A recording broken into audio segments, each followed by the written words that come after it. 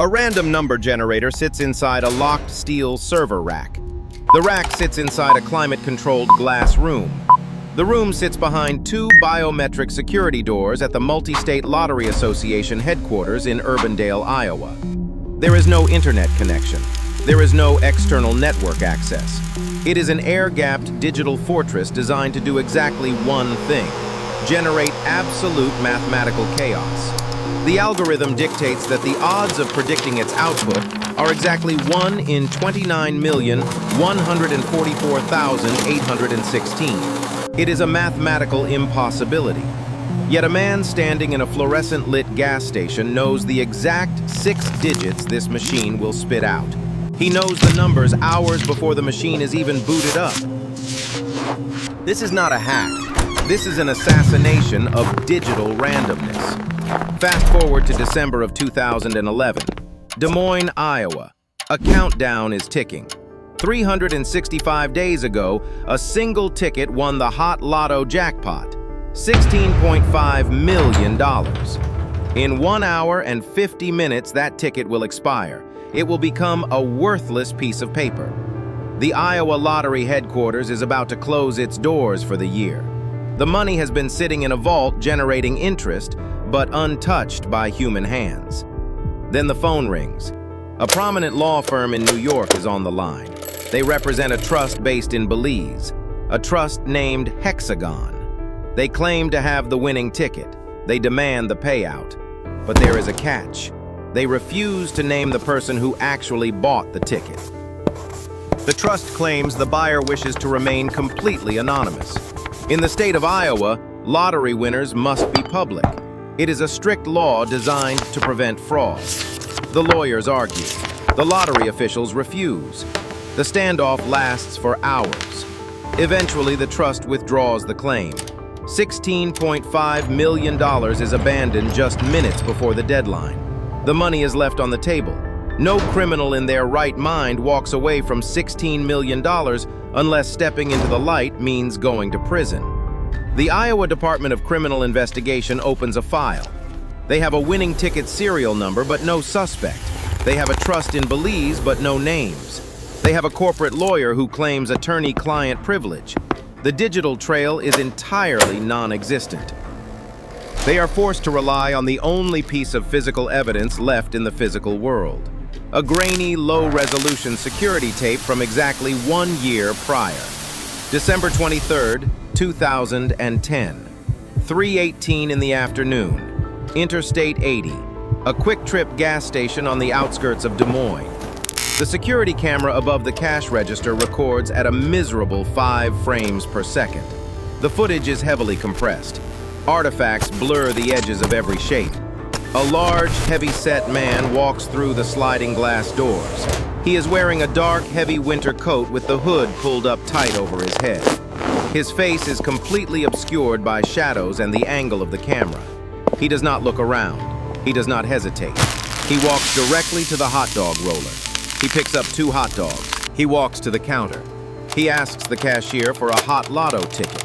The cashier asks if he wants the numbers randomly generated. The man nods. The microphone barely picks up a single low-pitched grunt. Yep, he pays with cash. He takes the ticket and walks out into the freezing wind. The transaction took less than 90 seconds. Investigators watch the footage 100 times. They enhance the contrast. They stabilize the frames. It yields nothing. There is no license plate captured in the parking lot. There are no fingerprints on the counter. The cash is untraceable. The man in the hoodie is a ghost. He bought a randomly generated ticket that somehow hit a 1 in 29 million jackpot and then vanished for an entire year, only to attempt a blind corporate withdrawal from a tax haven in Central America. Statisticians are called in to analyze the draw. They look at the numbers. They look at the time of purchase. They look at the geographical distribution of tickets. Everything appears perfectly normal.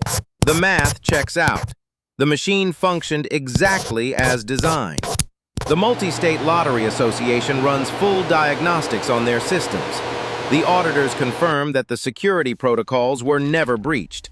The firewalls held. The air gap was maintained. There is zero evidence of external intrusion. To the investigators, it looks like an impossible crime.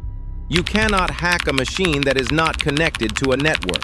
You cannot alter an algorithm that is locked inside a vault. But that is the fundamental flaw of human logic. People build massive steel vaults to protect against robbers with guns. They build impenetrable firewalls to protect against hackers with malware.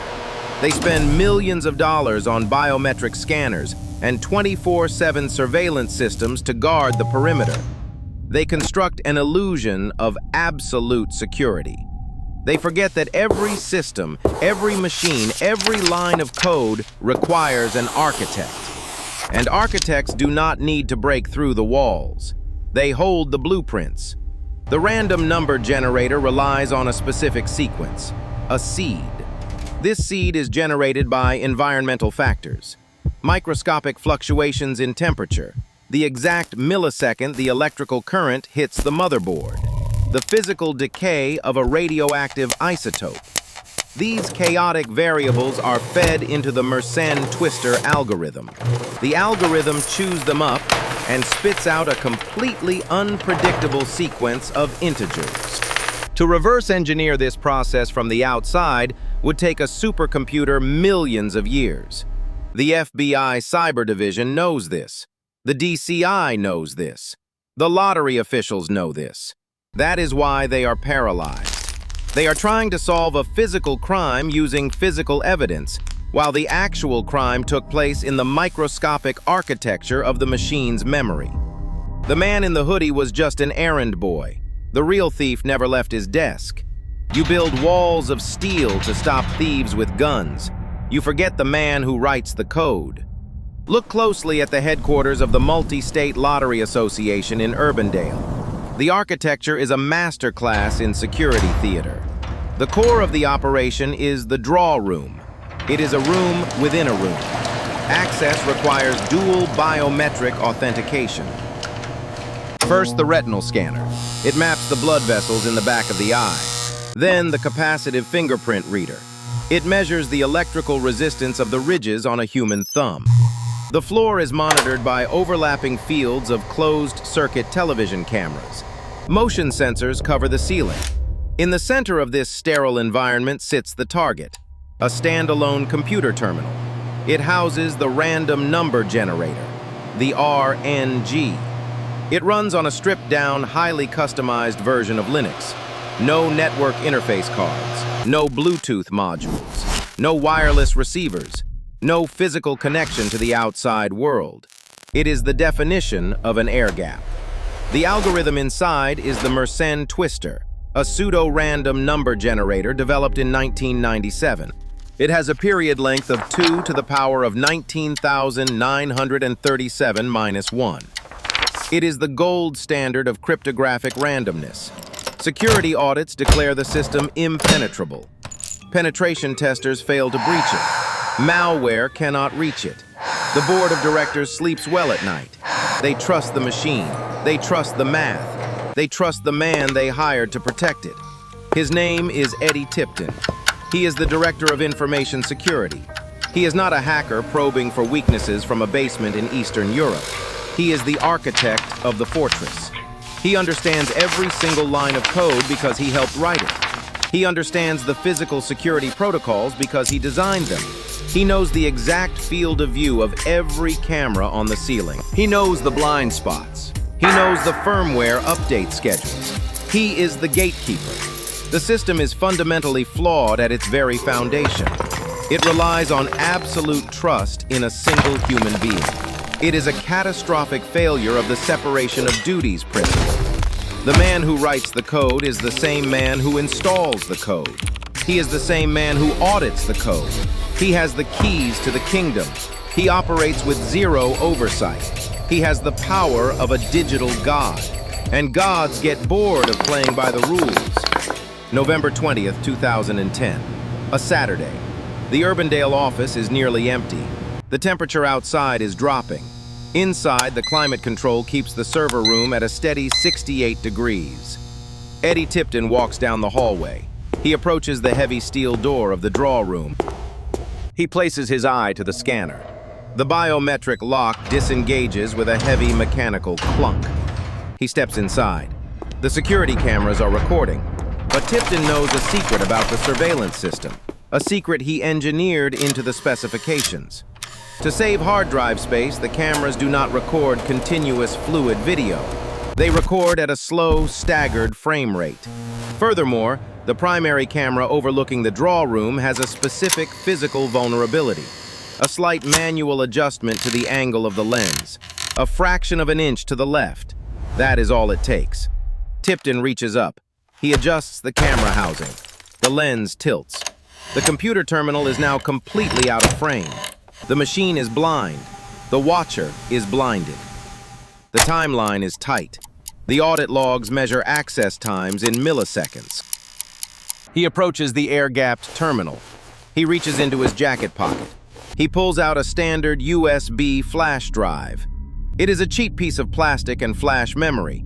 It costs less than $5 at any local electronics store. He inserts the drive into the physical USB port on the front of the terminal. The Linux operating system mounts the drive. He types a sequence of administrative commands. The mechanical keyboard clacks in the quiet room. He executes a compiled payload.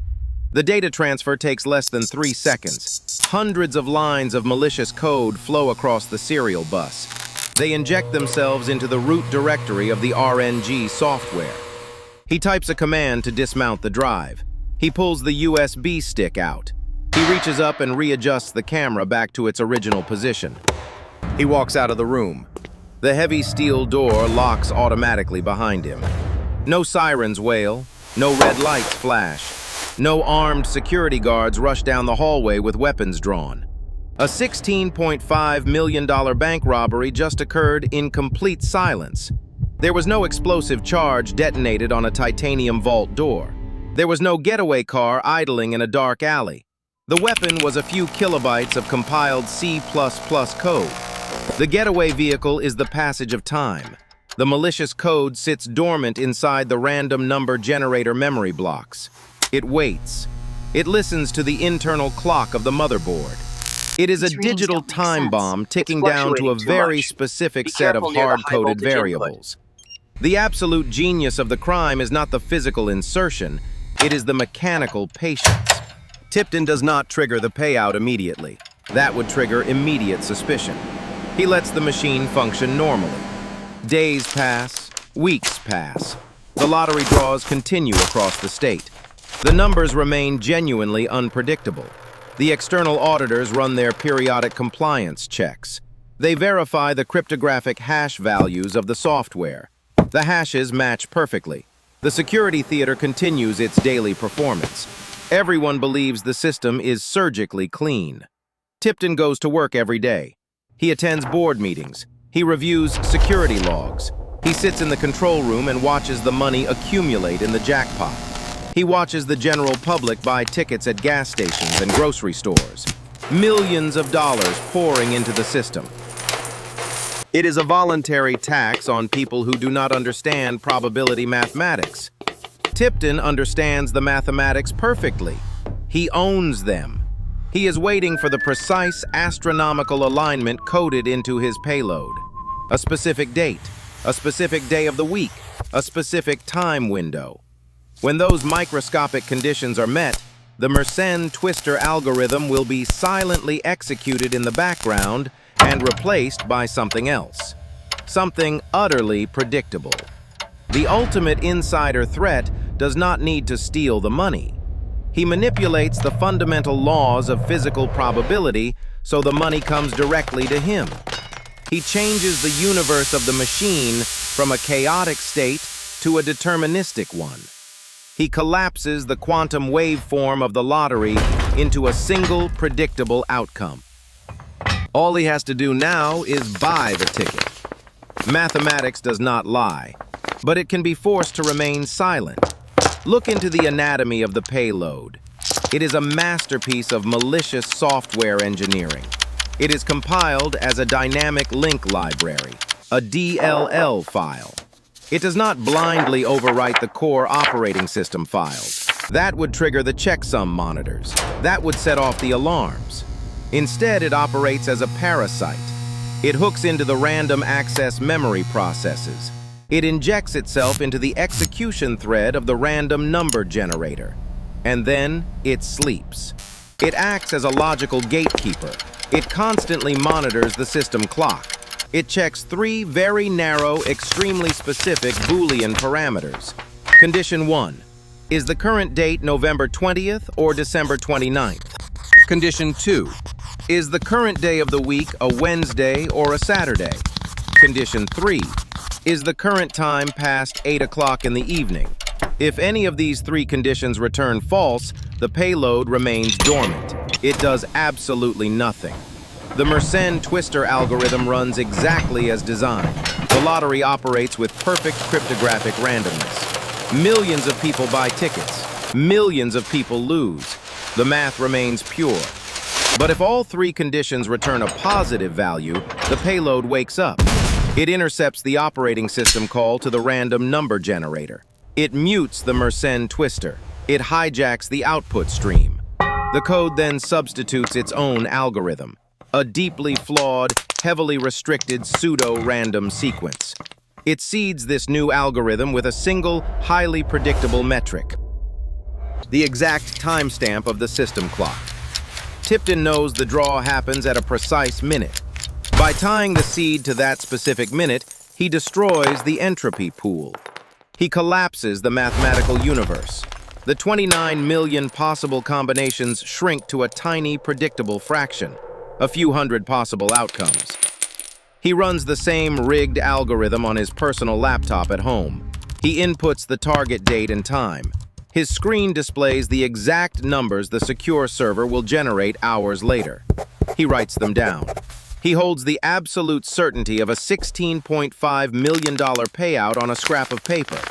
He buys the ticket. But predicting the numbers is only half the equation. Leaving the weapon at the crime scene guarantees discovery. If the forensic auditors find the malicious DLL file, the entire operation collapses. The logs will point directly to his user account. The access times will match his biometric entry. The brilliance of the Rootkit lies in its final execution command. It is a suicide code. The moment the rigged numbers are generated and pushed to the official display, the DLL file initiates a deletion protocol. It actively unloads itself from the system memory. It targets the physical sectors on the hard drive where its compiled binary resided. It overwrites those sectors with zeros. It scrubs the internal event logs. It erases the command history. It wipes the temporal data. It sanitizes the digital crime scene at the microscopic level. By the time the lottery officials arrive the next morning to verify the draw, the machine is completely clean. The external security auditors run their periodic cryptographic hashes. They compare the system files against the official clean baseline. The hashes match perfectly. The system verifies its own integrity. It is an invisible hack. A ghost that enters the machine alters the physical reality of millions of dollars and then evaporates into the background radiation of the server room. It is the perfect digital crime. Tipton builds a weapon that vaporizes upon impact. There is no gun. There are no fingerprints. There is no code. He defeats the most sophisticated encryption algorithms in the world. He bypasses dual biometric scanners and overlapping surveillance grids. He manipulates the fundamental principles of computational probability. He pulls off a massive financial heist without leaving a single line of malicious code behind. He outsmarts teams of cybersecurity experts. The digital footprint is zero. The mathematical footprint is zero. The perfection of the crime is absolute. But perfection in the digital realm cannot compensate for sheer incompetence in the physical world. Tipton builds a flawless digital ghost, but he inhabits a biological body. He cannot claim the ticket himself. A state employee winning the state lottery triggers an automatic investigation. He tries to route the money through a corporate lawyer in Texas. That fails. He tries to use an anonymous trust registered in Belize. That fails. The deadline approaches. The Iowa Department of Criminal Investigation runs out of digital leads. They have no code to analyze. They have no hack to trace. They are left with one single piece of evidence. The blurry security footage from the Quick Trip gas station. They released the video to the public. They broadcast it on local television networks. They play the audio clip. A heavy-set man in a winter hoodie. A single low-pitched grunt. Yep. A colleague at the Multi-State Lottery Association is sitting in his living room watching the evening news. He looks at the screen. He sees the man in the hoodie. He recognizes the lumbering, awkward gait. He recognizes the heavy build. He hears the audio clip. He recognizes the voice. He picks up the phone and calls the police. The architect of the perfect digital heist is brought down by the biological mechanics of his own vocal cords. Tipton engineers a hack that no supercomputer could trace, but fails to alter his own voice. He spends years building an invisible rootkit, but physically walks into a gas station to buy the ticket himself. The ultimate mastermind creates a flawless algorithm, but trips over his own feet. He is sentenced to 25 years in federal prison.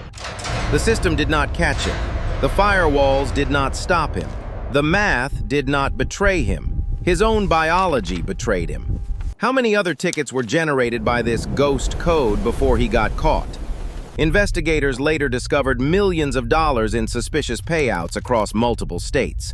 Jackpots claimed by anonymous trusts and offshore shell companies. The algorithm is dead, but the money is already gone. The system was broken from the inside, and we may never know the true extent of the damage.